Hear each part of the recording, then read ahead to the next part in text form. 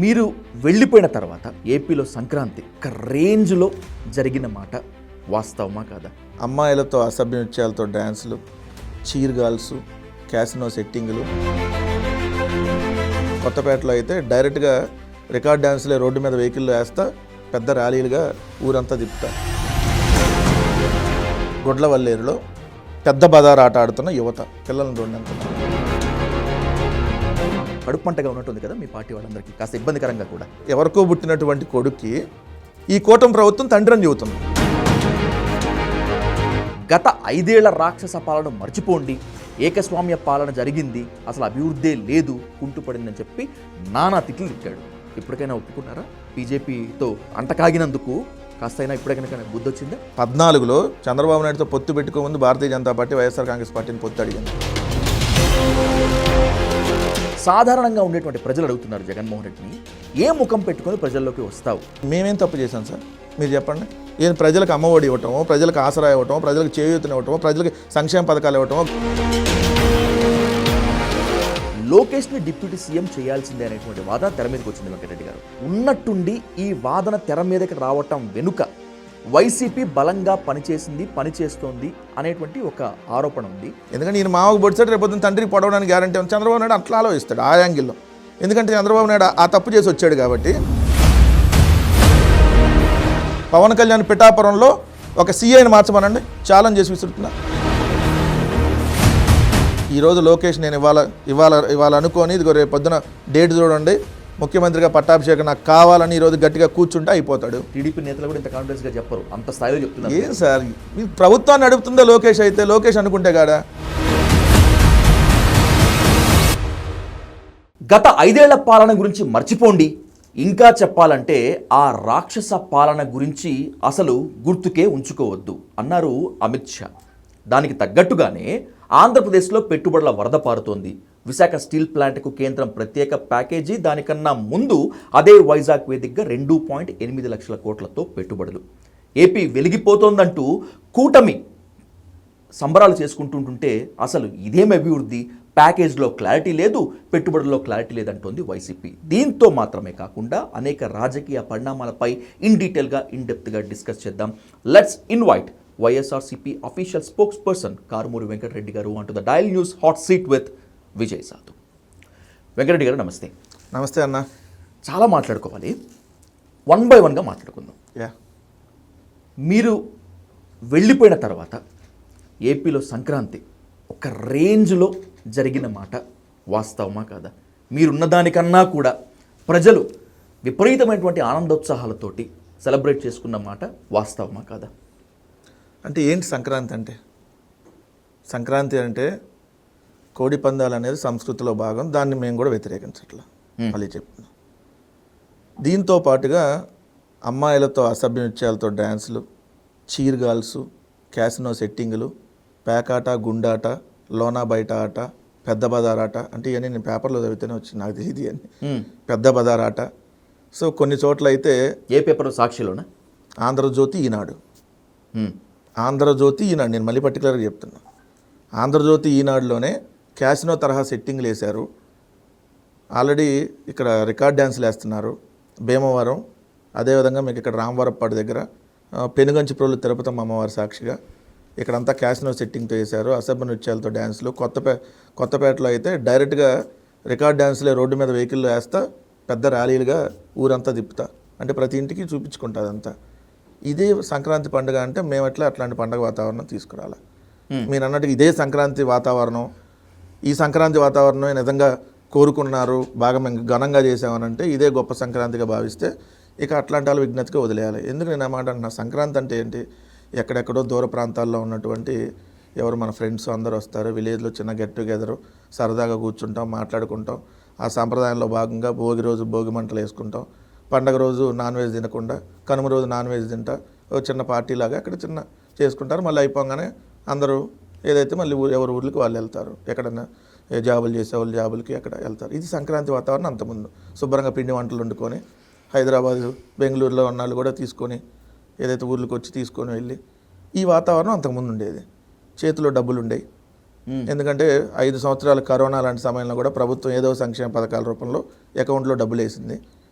నిజంగా సంక్రాంతి ఒక పండగ వాతావరణంలో జరిగింది. రైతు వారీగా కూడా రైతు భరోసా కావచ్చు, రైతులకు గిట్టుబాటు ధర కావచ్చు, ఇవన్నీ నడిచినాయి కాబట్టి పండగ వాతావరణం నడిచింది. మీరు అన్నట్టుగా రాశారు పత్రికల్లో, లండన్ నుంచి ఒక ఆమె వచ్చిందంట బెట్టింగ్ వేసిందని, హైదరాబాద్ నుంచి వచ్చి 2.5 లక్షలు బెట్టింగ్ వేసి ఏదైతే 10,000 రూపాయలు కూడా చేతిలో లేకపోతే ఫ్రెండ్స్ని అడుక్కొని మళ్ళీ డబ్బులతో హైదరాబాద్ వెళ్ళాడని, 10 మందిలో 9 మంది నష్టపోయారని, పార్కింగ్ ఫీజుల పేరుతో దోపిడీ జరిగిందని, ఎవరైతే కూటమి నేతల మధ్య కూడా గొడవలు జరిగినాయని, ఇవన్నీ ఆ పత్రికలోనే రాశారు. అంటే మీరు ఏం చెప్పదలుచుకున్నారు? మేము ఉన్నప్పుడు అంటే మీ వైసీపీ హయాంలో ఇవి ఏమీ లేవనా, లేకపోతే కూటమి వచ్చిన తర్వాత మీరున్న దానికన్నా విచ్చలవిడిగా పెరిగిపోయిందనా? సార్, అంతకుముందు పిల్లలు వెళ్ళి మీరు గుండాట ఆడటం ఎక్కడ చూసారా? మా హయాంలో ఏమైనా జరిగిందా? ఆడపిల్లలు చిన్నపిల్లలు వెళ్ళి చదువుకునేటటువంటి విద్యార్థులు వెళ్ళి గుండాట ప్యాకెట్లు జరిగినాయి ఎప్పుడైనా చూసారు? ఎందుకంటే మీరు అడుగుతారు జరిగినాయి అనేది ప్రూఫ్ ఏంటి, అందరూ సంక్రాంతి వాతావరణంలో ఉన్నారు కదా, 3 రోజుల్లో ఒక రోజు పత్రిక కూడా వచ్చి ఉండదు కదా అని మీరే అడుగుతారు. కాబట్టి ఖచ్చితంగా నేను చెప్పాల్సినటువంటి అవసరం ఉంది. కాబట్టి ఇదిగోండి సార్, ఇది గొడ్లవల్లేరులో పెద్ద బజార్ ఆట ఆడుతున్న యువత పిల్లలను చూడండి ఎంత ఉన్నారు, చిన్న పిల్లలు. ఇది చూడండి, చిన్నపిల్లలు ఆడపిల్లలు. ఇదేం ఆట అండి? ముక్కాట. విచ్చలవిడిగా అశ్లీల నృత్యాలు. ఇది చూడండి, ఫోన్పే గూగుల్ పేలు పెట్టి మరీ డబ్బులు అక్కడే. చూడండి, విచ్చలవిడిగా మద్యం అక్కడే. ఏలూరు మండలంలో జోరుగా గుండాట, చిన్నపిల్లలు సార్, స్కూల్ పిల్లలు. ఇదే సంక్రాంతి వాతావరణం. తాళ్ళగోకవరంలో గుండాట. ఒక్కటి కాదు కదండి, విలేజ్ పేర్లతో సహా. నెక్స్ట్ మీరు అన్నట్టుగా మీరు ఏ పత్రికల్లో వచ్చిందని పర్టికులర్గా అడిగారు కాబట్టి,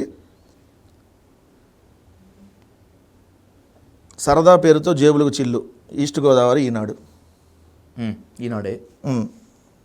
అట్లానే మీరు అప్పులు చేసి మరి అమరావతి ఈనాడు, జిల్లా పత్రికలు. ఇట్లా చాలా, ఒకటి కాదు సార్, మొత్తం విచ్చలవిడిగా జరిగింది అనేది వాళ్ళ పత్రికలు ఉండి ఎంత దారుణం. తర్వాత వాతావరణం ఎట్లుంది, స్వచ్ఛాంధ్ర. ఇది ఆంధ్రజ్యోతి. పల్లెల్లోనూ మాయదారి మట్కా, ఆంధ్రజ్యోతి. సంక్రాంతి సరదా తీర్చేసింది, ఆంధ్రజ్యోతి. దాంట్లో రాసింది కూడా చూడండి సార్. జిల్లాలో ముగిసిన కోడి పందాలు జోదాలు, వేలు లక్షలు పోగొట్టుకున్న జనం, 10లో ఒక్కరికే లాభం, 9 మందికి నష్టం, లక్షలు వస్తాయనుకుంటే అప్పులు మిగిలాయి. గొప్ప సంక్రాంతి. సంక్రాంతి దోల తీర్చిందని డైరెక్ట్గా పేపర్లో రాయలేరు కాబట్టి సరదా తీర్చిందని రాశారు. మరి ఇదే సంక్రాంతి గొప్పగా జరిగిందా? జోదంలో యువత చిత్తు, ఇదే సాక్షి. సంక్రాంతికి ఏరులై పారిన మద్యం, ఇది ఆంధ్రజ్యోతి, అమరావతి. గతంలో ఎప్పుడూ లేనంతగా వినియోగం, 3 రోజుల్లో 400 కోట్ల అమ్మకాలు, సాధారణం కంటే 160 కోట్లు ఎక్కువ.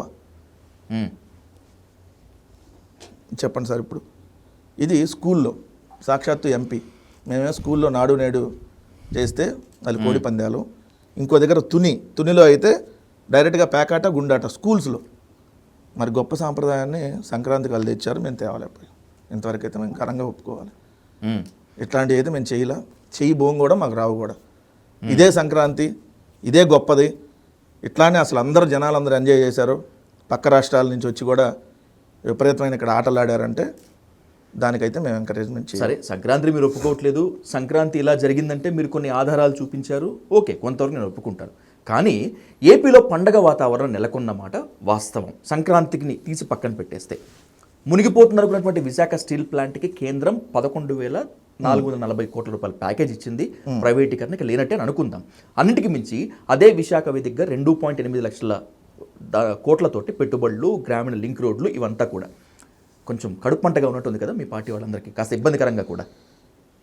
సార్, ఇది ఈనాడు విశాఖపట్నం జిల్లా పేపర్. జీతాల్లో కోతలు, పెద్ద పండక్కి వేతలు. గాజువాక మార్కెట్లో కానరాని సంక్రాంతి సందడి, ఉక్కు సంక్షోభంతో జరగని పండగల వ్యాపారం. ఏ నెలలో ఎంతెంత జీతాలు కట్ చేశారు. జనవరిది రాలా, డిసెంబర్ది అయితే 0 ఇచ్చారంట, 100% ఇంకా రావాలి జీతం. ఇది ఈనాడులో వచ్చింది. ఇప్పుడు స్టీల్ ప్లాంట్కి 11,000 కోట్ల రూపాయల ప్యాకేజ్తో స్టీల్ ప్లాంట్లో ఉన్న ఒక్క ఉద్యోగం కన్నా ఈరోజు వెసులుబాటు ఏమన్నా వచ్చిద్దా? రాదా? 35,000 కోట్ల అప్పు ఉన్నాయి స్టీల్ ప్లాంట్కి. 35,000 కోట్ల అప్పు. సాక్షాత్తు కేంద్ర మంత్రి ఏదైతే ఈ ప్యాకేజ్ అనౌన్స్ చేసిన తర్వాత చెప్పాడు. 35,000 కోట్ల అప్పుతో 11,000 కోట్లు ఎంతో కేంద్ర ప్రభుత్వం ఇప్పుడు ఇస్తానంటే దానివల్ల కొంత డిలే అవుతుందేమో ఏది స్టీల్ ప్లాంట్ని ప్రైవేటీకరణ చేసే కార్యక్రమం. అంతకుమించి దానివల్ల వెసులుబాటు ఏమొస్తుంది? స్టీల్ ప్లాంట్ మనం కోరుకుంటుంది ఏంటి? 100% ఇప్పుడు ఏదైతే సెంట్రల్ గవర్నమెంట్కి ఉందో 100% ఇన్వెస్ట్మెంట్ డిజిన్వెస్ట్మెంట్గా మొత్తం వాళ్ళు తీసేసుకొని ప్రైవేట్ పరం చేయకుండా ఉండాలని మనం కోరుకుంటున్నాం. అంటే ప్రైవేటీకరణ కాకూడదని మనం కోరుకుంటున్నాం. అంతే కదా, మీరైనా నేనైనా అంతే. సో స్టీల్ ప్లాంట్ ఉద్యోగులైనా అందరు కోరుకునేది అదే కదా. అవును. సెంట్రల్ గవర్నమెంట్ 5,000 కోట్లు 10,000 కోట్లు ఇచ్చేస్తే స్టీల్ ప్లాంట్ ప్రైవేటీకరణ ఆగిపోయిద్దా? సూటి క్వశ్చన్. మీరు చెప్పండి, ఆగిపోయిద్దా? రాజశేఖర రెడ్డి గారు ఉన్నప్పుడు కూడా 6,000 కోట్లు ఇచ్చారు 2006 సంవత్సరంలో. కేంద్ర ప్రభుత్వం తీసుకుని వచ్చారు. అప్పటికి స్టేట్ గవర్నమెంట్లో రాజశేఖర రెడ్డి గారు ఉన్నారు, కాంగ్రెస్ గవర్నమెంట్. సెంట్రల్ గవర్నమెంట్ కూడా వాళ్ళే ఉన్నారు. ఉన్నప్పుడు తీసుకొని వచ్చారు 6,000 కోట్లు 2006లోనే. ఇప్పుడు ఇది 2025 11,000 కోట్లు ఇస్తామని అన్నారు. ఇచ్చారు కాదు అక్కడ. Point number note this point. Okay. ఎందుకు నేను ఏమాట అంటే జగన్మోహన్ రెడ్డి గారు అధికారంలో ఉన్నప్పుడు పోలవరం మొదటి దశ కంప్లీట్ అవడానికి 12,000 కోట్ల రూపాయలకి కేంద్ర ప్రభుత్వం ఆమోదం తెలిపింది. జగన్మోహన్ రెడ్డి గారు ఇంకా 1.5 year అధికారంలో ఉన్నారు. అప్పుడు 1.5 year పోయింది. ఇప్పుడు వీళ్ళు వచ్చి 7 నెలలు కూడా దాటిపోయింది. ఇప్పటికి 12,000 కోట్లు ఒక 1,000 కోట్లని వచ్చిందా? 12,000 కోట్లు మొదటి దశ కంప్లీట్ అవడానికి ఏకబెక్కిన ఇవ్వడానికి నిర్ణయం తీసుకుని కేంద్ర కేబినెట్ నిర్ణయం తీసుకొని ఇస్తున్నామని చెప్పారు. మళ్ళీ మొన్న కూడా ఇస్తున్నామన్నారు. ₹1 వచ్చిందా?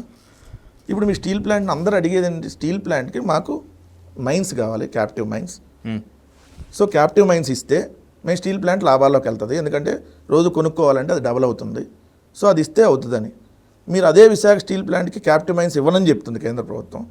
2 సెయిల్లో విలీనం అడుగుతున్నారు. అది చేయమని చెప్పారు కేంద్ర మంత్రి మొన్న కూడా. సాక్షాత్ సెయిల్లో విలీనం కూడా కుదరదన్నారు. ఆల్రెడీ విశాఖ స్టీల్ ప్లాంట్కి సంబంధించినటువంటి విభాగాలు ఉంటాయి. దాంట్లో అగ్నిమాపక దళం ఆల్రెడీ ప్రైవేటీకరణకు నోటిఫికేషన్ ఇచ్చేశారు ఆల్రెడీ. సో విఆర్ఎస్కి సంబంధించి ఏదైతే ఉద్యోగస్తులు విఆర్ఎస్కి సంబంధించి 45 సంవత్సరాలు దాటిన వాళ్ళకి విఆర్ఎస్ అంట. 15 సంవత్సరాలు ఆల్రెడీ ఎవరైతే విశాఖ స్టీల్ ప్లాంట్లో ఉంటారో వాళ్ళని విఆర్ఎస్కి తీసేసుకోమని చెప్పి నోటిఫికేషన్ ఇచ్చింది. సో ఈ విధంగా పార్ట్ మీరు శాలరీలు ఇవ్వట్లో పక్క ఇప్పుడు మీరంటే సాక్షి అంటే మీ పత్రిక అంటే ఏం రాశారో తెలియదని మీరు అడగచ్చు. సాక్షాత్తు తెలుగుదేశం గెజెట్ పత్రికలోనే గాజువాకలోనే పండగ వాతావరణం లేదు అని చెప్పి రాశారు అన్నప్పుడు క్లియర్గా వేశారు కదా, ఏ నెల ఎంతంత జీతాలు కోత వేశారు. అవును. సో ఏంటంటే ఇప్పుడు 11,000 కోట్లు ఇచ్చామని అంటే ఇప్పుడు స్టీల్ ప్లాంట్ ఎంప్లాయీ ఎవరన్నా సంతోషంగా ఉన్నారో? మీరు 11,000 కోట్లు కేంద్ర ప్రభుత్వం అనౌన్స్ చేస్తే ఎందుకు ఈ 3 రోజులు మొత్తం మీడియా హోరెత్తిందిగా కేంద్రం చేసినటువంటి సహాయంతో మీడియా ఉద్యోగుల ఇప్పుడు మీరు చెప్తున్నటువంటి అదే మీడియా ఈనాడు కానీ ఏబిఎన్ కానీ ఇంకేదైనా మీడియా హోరెత్తింది అంటున్నారు. మీడియాకి ఏం సంబంధం దాంట్లో? మీడియా కాదు కదా బ్రహ్మాండంగా ఉందని చెప్పడానికి. మీ దగ్గరికి మీరు వెళ్ళి స్టీల్ ప్లాంట్ దగ్గరికి వెళ్ళి ఎందుకు ఏ ఒక్క తెలుగుదేశం జనసేన బీజేపీ నాయకుడు వెళ్ళి స్టీల్ ప్లాంట్ ఉద్యోగుల దగ్గర సంబరాలు చేయలే చెప్పండి సార్. ఎందుకు సంబరాలు చేసుకోరా? మరి నిజంగా మీరు కేంద్ర ప్రభుత్వం మీకు ప్యాకేజ్ ఇచ్చి ఇది నిజంగా వెసులుబాటు కల్పించేది ప్రైవేటీకరణ కాదు అన్నప్పుడు విశాఖపట్నం అసలు చంద్రబాబు నాయుడు వెళ్ళేవాడు కదా మామూలుగా స్టీల్ ప్లాంట్. పబ్లిసిటీ ఎట్లా ఉంటుంది చంద్రబాబు నాయుడు గారి దగ్గర? అసలు వెళ్ళి అక్కడికి వెళ్ళి సంబరాలు పాలాభిషేకాలు ఇవన్నీ ఎందుకు జరగలే ఇక్కడ? కానీ నేను కొంత చూశాను మెయిన్ స్ట్రీమ్ మీడియాలో, సోషల్ మీడియాలో జనసేన మాత్రము ఈ క్రెడిట్ మొత్తాన్ని తీసుకునేందుకు విపరీతంగా ప్రయత్నించారు. పవన్ మాట ఇచ్చాడంటే కనుక తప్పడు అని. రాజకీయ పార్టీలు క్రెడిట్ తీసుకునేది కాదు కదా. అక్కడ ఉన్నటువంటి స్టీల్ ప్లాంట్ ఉద్యోగ సంఘాలన్నీ స్టీల్ ప్లాంట్ ప్రైవేటీకరణ కావటం లేదు, మా కేంద్ర ప్రభుత్వం హామీ ఇచ్చింది, మేము దీక్షలు విరమిస్తున్నామని ఎక్కడన్నా చెప్పారా? స్టిల్ ఈరోజు కూడా రిలే నిరాహార దీక్షలు జరుగుతున్నాయి కదా అక్కడ. 11,000 కోట్లు ప్యాకేజ్ ఇస్తామని అనేది సార్. ఇప్పుడు ఇక్కడ 1,000 మంది ఎంప్లాయీలు ఉన్నారు. అసలు స్టీల్ ప్లాంట్ రోజు జగన్మోహన్ రెడ్డి గారి ప్రభుత్వం సాక్షాత్తు మన కుమారస్వామి చెప్పాడు, జగన్మోహన్ రెడ్డి గారి ప్రభుత్వం ప్రైవేటీకరణ కాకుండా అడ్డుకుంది, అసెంబ్లీలో తీర్మానం చేసి పంపించిందని కేంద్ర మంత్రి కుమారస్వామి ప్రెస్ మీట్లో చెప్పాడు. మేము దానికి ఒక ప్రపోజల్ పెట్టాం. ఎందుకంటే విశాఖపట్నం స్టీల్ ప్లాంట్కి సంబంధించి భూములు అమ్మితేనే 1,00,000 కోట్లు వస్తాయి. ఓకే. దాదాపు 14,000 ఎకరాల్లో టౌన్షిప్, ఈ గ్రీన్ ఫీల్డ్ ఏరియా ఎన్ని ఉన్నాయి మొత్తం 14,000 ఎకరాల ఎకరం దాదాపుగా 6 కోట్లు 7 కోట్లు విలువ చేస్తుంది. సో అంటే దాదాపు 90 కోట్ల నుంచి 1,00,000 కోట్లు ఓన్లీ స్థలాల మీద వస్తాయి. సో ఉన్న అప్పంతా పోయిందనుకోండి, 35,000 కోట్లు అప్పు పోయి కేంద్ర ప్రభుత్వం క్యాపిటల్ మైన్స్ కానీ కేటాయిస్తే ఇంతకంటే కావాల్సిందే ఉంది? అసలు ప్రైవేటీకరణ అవసరమే ఉంది? కొన్ని వేల కోట్లు కేంద్ర ప్రభుత్వానికి ఇదే సంస్థ రేపొద్దున ఇన్కమ్ తీసుకొని వస్తుంది కదా. ఉన్నటువంటి భూములు తప్పే ఉంది? ఇప్పుడు ప్రభుత్వానికి ఉన్న భూములు రేపు మీరు ప్రైవేట్ వ్యక్తుల చేతుల్లో కట్టబెడితే ఇప్పుడు దాని వాల్యూ దాదాపు 3,00,000 కోట్లు అండి. స్టీల్ ప్లాంట్ వాల్యూ భూములు కానీ మొత్తం అన్ని వాల్యూ చూసుకుంటే దాదాపు 3,00,000 కోట్లు విలువ ఉంటుంది. ఎవరికో 30,000 కోట్లకో 25,000 కోట్లకో మీరు ఏదో ప్రైవేట్ రంగ సంస్థకి దారాదత్తం చేయాలనే ప్రయత్నం చేసి కార్మికుల పొట్టగొట్టి ప్రభుత్వంలో ఉన్నాయని ప్రైవేట్ పరం చేయాలని మీరు నిర్ణయం తీసుకుంటే ఏదో 11,000 కోట్లు వేసామంటే ఎవరికి రిలీఫ్? అది కొత్తగా కొనుక్కునేవాడికి రిలీఫ్. ఎందుకు? దాని మీద నప్పులన్నీ పోతాయి కదా. అంటే ప్రైవేటీకరణ ఖచ్చితంగా జరిగి తీరుతుందనేటువంటిది మీ ఉద్దేశం. చెప్పారు కదా ఆల్రెడీ, ప్రైవేటీకరణ అది రెగ్యులర్ ప్రాసెస్, దాంట్లో భాగంగానే జరుగుతుంది, దానికి దీనికి సంబంధం లేదు, అదేం ఆగలేదని కేంద్ర మంత్రులు స్వయంగా చెప్తుంటే ప్రైవేటీకరణ ఆగిందని ఎక్కడ చెప్పారు? ప్రైవేటీకరణ ఆగలేదు సార్. మొన్న కూడా వీఆర్ఎస్ అనేది మొన్న 10 రోజుల క్రితం తీసుకున్న డెసిషన్. అగ్నిమాపక దళాన్ని ప్రైవేటీకరణ చేసింది మన ఈ నెలలో జరిగినటువంటి decision. So Visakha steel plant ప్రైవేటీకరణ 100% జరుగుతుంది, ఇది ఫిక్స్. ఒకవేళ కనుక విశాఖ స్టీల్ ప్లాంట్ ప్రైవేటీకరణ జరిగితే, ప్రైవేట్ వ్యక్తుల చేతుల్లోకి వెళ్తే ఏంటి మీ స్ట్రాటజీ? బీజేపీతో ఇంతకుముందు ఉన్నటువంటి చీకటి దోస్తానే ఉంటుందా, లేకపోతే కనీసం ఇప్పుడైనా మీ అధినేత జగన్మోహన్ రెడ్డి మీ పార్టీ జనంలోకి వచ్చి కొట్లాడతారా? సార్ మీరు చీకటి దోస్తీయా లేదా ఆ మాట అన్నట్టు నేను ఒకటే చెప్తున్నాను. కేంద్ర ప్రభుత్వం రాష్ట్ర ప్రభుత్వంగా సఖ్యతగా ఉండాలనేది మా నినాదం. అది నిజంగా కాంగ్రెస్ ప్రభుత్వం అక్కడ ఉన్నా కూడా సఖ్యత మెయింటైన్ చేస్తాం, దాంట్లో డౌట్ లేదు. రాష్ట్ర ప్రయోజనాల కోసం ఆబ్వియస్లీ మాకు రాజకీయ ప్రయోజనాలు ఏమంటాయి? మోడీ సాక్షిగానే 3 లక్షల మంది విశాఖపట్నం సభకి మోడీ సాక్షిగా హాజరైతే జగన్మోహన్ రెడ్డి గారు మోడీ గారు ముందే అడిగారు, అయ్యా మా రాష్ట్రానికి రావాల్సినటువంటి ప్రత్యేక హోదా, విశాఖపట్నం స్టీల్ ప్లాంట్ ప్రైవేటీకరణ కాకుండా ఆపటము, రైల్వే జోను ఇవన్నీ చేయండి, మాతో మీకు రాజకీయ ప్రయోజనాలు మాకు ఒక్కటి కూడా మీతో ఏమి ఉండవు, మాకు కేవలం రాష్ట్ర ప్రయోజనాలు తప్ప ఏం లేదు అని క్లియర్గా ఆయన ముందే అడిగారు. మరి ఇప్పుడు క్రెడిట్ తీసుకుంటున్న వాళ్ళు అడగాలి కదా, క్రెడిట్ తీసుకున్న ఏ నాయకుడు అని అడిగాడా? సో మమ్మల్ని ఏదో వాళ్ళకి అంటగట్టేసి మాకు ఏం సంబంధం ఉంటుందండి? మేము కొన్ని బిల్లులను వ్యతిరేకించాం, కొన్ని బిల్లులకు మద్దతు ఇచ్చాం. సో ఒక పొలిటికల్ పార్టీగా ఎస్ మా స్టాండ్ మాకు ఒక విధానం ఉంటుంది. ఎస్ అది మంచి జరిగిద్దంటే మద్దతు ఇస్తాం, లేదు అది చెడు జరిగిద్ది అనుకుంటే మద్దతు ఇవ్వం. సో అంతే తప్ప మేము ఏ రోజు కూడా ఇప్పుడు మేము ఆ రోజు సమైక్యాంధ్ర స్టాండ్కి మేము కట్టుబడి ఉన్నాం. స్టిల్ ఆ రోజు జగన్మోహన్ రెడ్డి గారు సమైక్యాంధ్ర నినాదం ఎత్తుకోవడం వల్లే ఆంధ్రాలో ఎంత బలంగా వైఎస్ఆర్ కాంగ్రెస్ పార్టీ ఉందో అంతకంటే ఎక్కువ మంది అభిమానులు తెలంగాణలో ఉన్నాం. మేము కోల్పోయాం వైఎస్ఆర్ కాంగ్రెస్ పార్టీ, అంత బలంగా ఉన్నారు ఆ రోజు మాకు. సో మేము రాష్ట్రాన్ని కోల్పోవాల్సి వచ్చింది, ఓ ప్రాంతాన్ని మేము వదిలేయాల్సి వచ్చింది. ఎందుకు? మా విధానం సమైక్యాంధ్ర స్టాండ్, ఆ రోజు విడిపోకూడదని. సో అట్లనే మేము మా పార్టీకి ఒక విధానం తీసుకున్నప్పుడు ఆ విధానానికి సంబంధించి అక్కడ మంచి జరుగుతుందంటే మంచి మద్దతు ఇస్తాం. అదే కేంద్ర ప్రభుత్వంలో ఎవరుంటే మాకే. సో అట్లని మాకు దోస్తానం ఉందని ఎట్టంటారు? వాళ్ళు కలుసుకోవటంలో ఉండి మాకు వ్యతిరేక పార్టీలు ఈరోజు 3, మాకు బీజేపీ అంత వ్యతిరేకము, జనసేన తెలుగుదేశం అంతే వ్యతిరేకం, 3 మాకు బద్ద వ్యతిరేక పార్టీలే. అట్లానే కాంగ్రెస్ కూడా మాకు బద్ద వ్యతిరేక పార్టీ. సో మా స్టాండ్ ఒకటే, క్లియర్గా రాష్ట్ర ప్రయోజనాలకు మంచి జరిగింది అనుకోండి, ఎస్ విశాఖపట్నం స్టీల్ ప్లాంట్ ప్రైవేటీకరణ జరగకుండా ఆగమనండి, ఎస్ ఈ ప్రభుత్వం మంచి చేసిందని ఒప్పుతాం. మేమే చెప్తా వచ్చి మీ డిబేట్కి. ప్రైవేటీకరణ జరగకుండా ఇప్పుడు ఏదైతే అగ్నిమాపక దళాన్ని ఇచ్చారో నోటిఫికేషన్ ప్రైవేట్ వ్యక్తుల చేతుల్లోకి, సో దాన్ని ఇప్పుడు వెనక్కి తీసేసుకోమనండి, మొత్తం తీసేసుకొని విశాఖపట్నం స్టీల్ ప్లాంట్ ప్రైవేటీకరణ కావటం లేదు, ఇది చేయట్లేదు, దీని ఒక్కదాన్ని మేము ఆపుతున్నాం అని చెప్పి పార్లమెంట్లో మోడీ గారు చర్చ ఇప్పించండి, నోటిఫికేషన్ ఇప్పించండి. డిజైన్వెస్ట్మెంట్ ప్రాసెస్లో దీన్ని మేము వెనక్కి తీసుకుంటున్నాం, దీపం పథకంలో ఇది లేదు అని తీసేయమనండి. ఎస్ వీళ్ళకి క్రెడిటే, చేపించారా అని మేము ఒప్పుకుంటాం. బీజేపీతో చీకటి దోస్తానా అంటే మీరు ఒప్పుకోరు, ఏమన్నా అంటే రాష్ట్ర ప్రయోజనాల కోసం సఖ్యతగా ఉన్నారు అంటారు. సరే కాసేపు మీ మాటకే ఒప్పుకుంటాను. ఒకవేళ నిజంగా రాష్ట్ర ప్రయోజనాల కోసం కొన్ని బిల్లులకు మద్దతు ఇచ్చి కొన్ని బిల్లులకు మీరు మద్దతు ఇవ్వలేకపోతే, నిన్న కేంద్ర హోంమంత్రి అమిత్ షా గత 5 ఏళ్ల రాక్షస పాలన మర్చిపోండి, ఏకస్వామ్య పాలన జరిగింది, అసలు అభివృద్ధే లేదు, కుంటుపడిందని చెప్పి నానా తిట్లు తిట్టాడు. ఇప్పటికైనా ఒప్పుకున్నారా? బీజేపీతో అంటకాగినందుకు కాస్తైనా ఇప్పటికైనా బుద్ధి వచ్చిందా? ఒక మాట నేను చెప్తాను సార్, మేము ఫస్ట్ అంటకాగల. పాయింట్ నెంబర్ 1, మాకు 2 మంత్రి పదవులు, ఒక సహాయ మంత్రి పదవి ఇస్తానంటే మేము వెళ్ళాల. 2019లో మేము అధికారంలోకి వచ్చినాక 14లో మమ్మల్ని పొత్తు అడిగింది భారతీయ జనతా పార్టీ. 14లో చంద్రబాబు నాయుడుతో పొత్తు పెట్టుకోముందు భారతీయ జనతా పార్టీ వైఎస్ఆర్ కాంగ్రెస్ పార్టీని పొత్తు అడిగింది. మేము ఒప్పుకోవాలా, మేము సింగిల్గానే వెళ్తామండి, మేము రాజకీయ పార్టీలు వెళ్ళాం. మళ్ళీ చంద్రబాబు నాయుడు విడిపోయినాక 2018లో మళ్ళీ మమ్మల్ని పొత్తు అడిగారు. 19 ఎన్నికలకు అడిగారు, ఒప్పుకోవాలా. 19 ఎన్నికల తర్వాత ఏదైతే కేంద్రంలో జాయిన్ అమ్మన్నారు, మంత్రి పదవులు ఇస్తామన్నారు, మమ్మల్ని మంత్రి పదవులు ఇస్తామంటే జాయిన్ అవ్వాలా. సో తర్వాత ఏదైతే మళ్ళీ చంద్రబాబు నాయుడు గారితో పొత్తు ఫిక్స్ అయినా కూడా జగన్మోహన్ రెడ్డి గారిని పార్లమెంట్కి కూడా మోడీ గారిని వెళ్ళి కలిశాడు, మీకు గుర్తుందో లేదు? అవును, పార్లమెంట్లో ఆ రోజు జగన్మోహన్ రెడ్డి గారిని పిలిచారు. వాళ్ళు పొత్తు అడుగుతున్నారు, పొత్తు పెట్టుకోవడానికి మీరు మాతో పెట్టుకుంటా అంటే మేము మీతో కలిసి వెళ్ళాలని ఉంది మాకు అని. లేదండి మేము ఏ రాజకీయ పార్టీతో పొత్తు పెట్టుకోం, మేము పార్టీ పెట్టినప్పటి నుంచి మేము ఒక విధానంలో వెళ్తున్నాం అంతే, అంతకుమించి మేము మీతో మాకేం వ్యక్తిగత గొడవలు ఏం లేవు, మేమైతే రాజకీయంగా అయితే మేము సింగిల్గానే పోతామని చెప్పారు. ఇది మా స్టాండ్, మేము క్లియర్గా చెప్పారు. 2 మీరు అన్న అమిత్ షా గారు అన్నారు కదా చీకటి పాలన అని, ఇదే అమిత్ షా గారు, ఇదే కేంద్ర మంత్రులు, ఇదే ప్రధానమంత్రి గారితో సహా 2019 నుంచి 24 దాకా ఆంధ్రప్రదేశ్లో పర్యటనలప్పుడు వచ్చినప్పుడు ఆంధ్రప్రదేశ్కి చాలా బ్రహ్మాండంగా మేము ఇవన్నీ చేసాం, చాలా అభివృద్ధి పదంలో ఉందని చెప్పి ఇదే ప్రధానమంత్రి గారితో సహా మాట్లాడారు. మరి చీకటి రోజులు ఉంటే అప్పుడు వచ్చి అద్భుతంగా ఉందని ఎందుకు మాట్లాడారు? ఉమ్, చీకటి రోజులు ఉన్నాయంటే అప్పుడే చీకటి రోజులు ఉన్నాయని చెప్పాలి కదా. అవును. ఏది ఇప్పుడు ఏదో అధికారంలోకి వచ్చినాక రెండు ఆయన మాట్లాడింది అంటే మీరు చూడండి 2014 టు 19 అన్నాడు ఫస్ట్.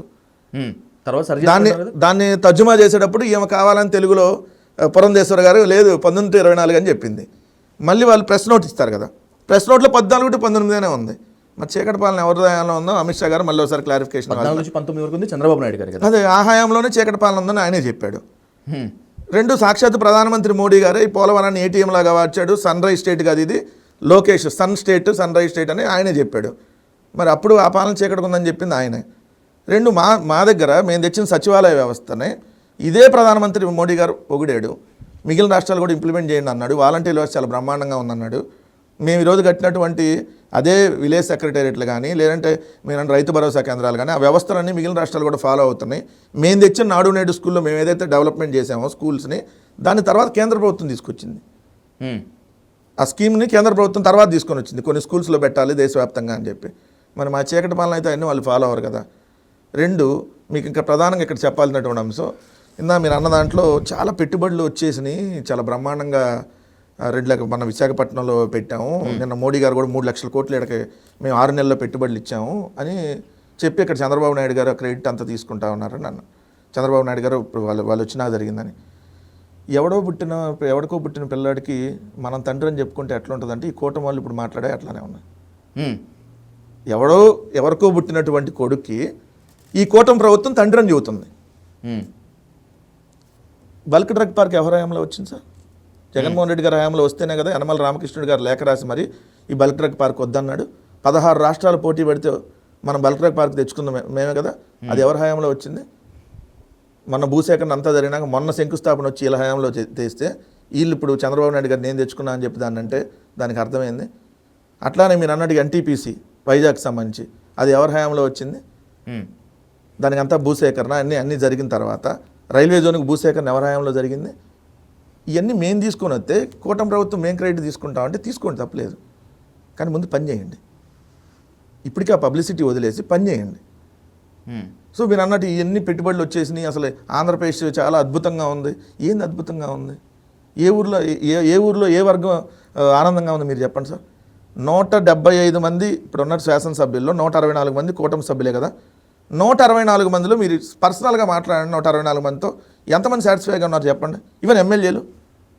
ఆ కూటమిలో ఉన్న వాళ్ళకి సఖ్యతగా లేదు. కూటమిలో ఉన్న వాళ్ళే హ్యాపీగా లేకపోతే, కూటమిలో ఉన్న వాళ్ళు కూడా కరెంట్ బిల్లులు పెరిగినాయి కదా, కూటమిలో ఉన్న వాళ్ళు కూడా నిత్యావసర వస్తువులు పెరిగినాయి కదా, ఇంకెవరు హ్యాపీగా ఉన్నారు? కూటమిలో ఉన్న వాళ్ళు కూడా పథకాలు రావట్లేదు కదా. ఏ వర్గం హ్యాపీగా ఉందని ఎట్లా చెప్పారు?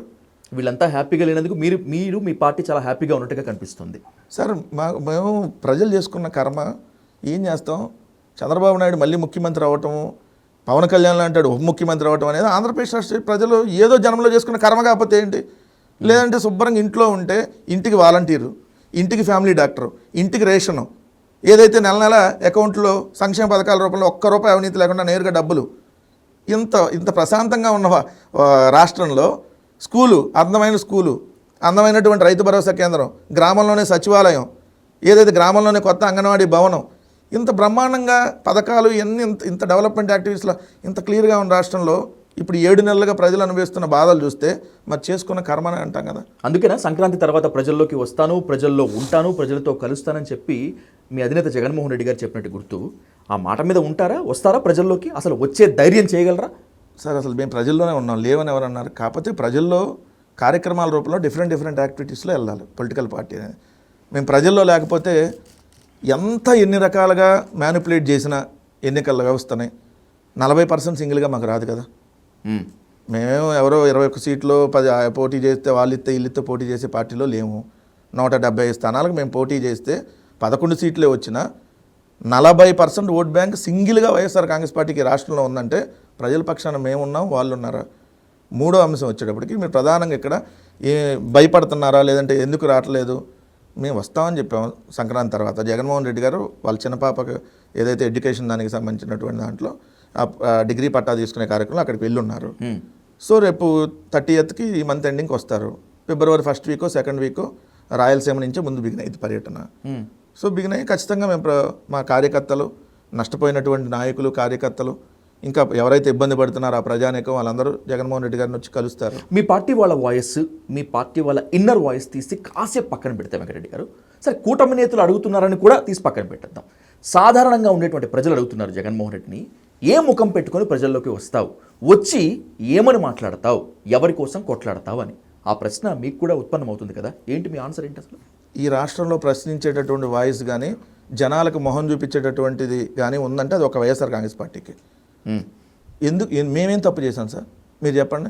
ఏం ప్రజలకు అమ్మఒడి ఇవ్వటమో, ప్రజలకు ఆసరా ఇవ్వటమో, ప్రజలకు చేయూతనివ్వటమో, ప్రజలకు సంక్షేమ పథకాలు ఇవ్వటమో, గ్రామాన 4 బిల్డింగ్లు కట్టడమో, లేదంటే 4 పోర్టులు, 10 ఫిషింగ్ హార్బర్లు, 6 ఫిష్ ల్యాండ్ సెంటర్లు, 17 మెడికల్ కాలేజీలు, ఈరోజు ఇవన్నీ జగన్మోహన్ రెడ్డి గారు చేసిన తప్పు అయితే మేము తప్పు, మీరు ఇవన్నీ చేయటం మేము ప్రజలుగా మేము యాక్సెప్ట్ చేయట్లేదని అంటే మీరు అంటే మేము మొహం చూపించుకోకుండా చేయలేకే కదా మిమ్మల్ని పక్కన కూర్చోబెట్టింది. నేను మన ఇంటర్వ్యూలో కూడా మేము 2 అంశాల మీద ఓడిపోయామని చెప్పాను.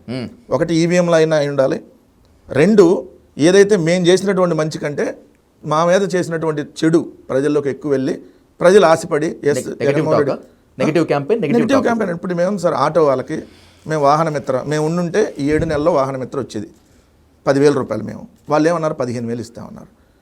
వైఎస్ఆర్ మత్స్యకార భరోసా మేము ఉన్నప్పుడు 10,000 ఇచ్చాం. ఇప్పుడు ఉండుంటే వాళ్ళు 15,000 ఇస్తామన్నారు. 10,000 పోయింది, వచ్చే 15,000 రాలా. ఏది మేము ఉంటే అమ్మఒడి మొన్న జూన్లో స్కూల్ స్టార్ట్ అవ్వగానే పడేది, ఈ సంవత్సరానికి లేదని వాళ్ళు కరాఖండికి చెప్పారు. సో ఎంతమంది ఉంటే అంతమంది నీకు 15 అన్నది ఒక్కరు కూడా 15 రాలా. మేము ఉంటే ఆసరానో చేయూత ఈ పథకాల ద్వారా మహిళలందరికీ అకౌంట్లో డబ్బులు పడాయి. సో అక్కడే రొటేషన్ అయ్యేది, వ్యాపారాలు అక్కడే పెరిగాయి. మీరు ఒక్కసారి వెళ్ళండి సార్, నేను చెబుతున్నాను కాదు, ఒక్కసారి వ్యాపారాలు మొన్న గడిచిన సంక్రాంతికి ఏపీలో వ్యాపారాలు ఎలా జరిగినాయో ఒక క్వశ్చన్ అడగండి. ఎక్కువ జరిగినాయండి అని అంటే మేము తప్పు చేసామని మేము ఒప్పుకుంటాం.